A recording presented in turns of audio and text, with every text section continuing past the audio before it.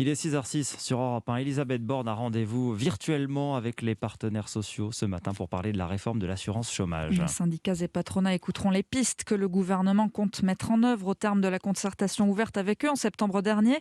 Repoussée à 2 reprises en raison de la crise sanitaire, la réforme va donc franchir une étape décisive et elle verra bien le jour, mais avec des paramètres assouplis. Olivier Samin. L'accès à l'indemnisation quand on perd son emploi, par exemple, il sera plus restrictif, sauf pour les jeunes qui devraient continuer à bénéficier des règles actuelles, en tout cas tant que le marché du travail ne s'améliorera pas.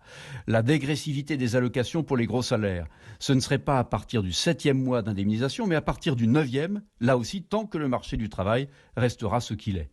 Quant au nouveau mode de calcul du montant des allocations, très critiqué puisqu'il aboutit à une baisse de l'indemnisation mensuelle des personnes qui alternent des contrats courts et des périodes de chômage. Ce nouveau mode de calcul sera mis en œuvre, mais avec un plancher.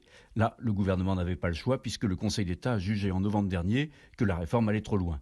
Les syndicats connaissent ces assouplissements, mais c'est le principe même de la réforme qu'ils contestent, notamment l'idée sous-jacente qu'une baisse des allocations inciterait à un retour plus rapide à l'emploi. Les précisions d'Olivier Samin.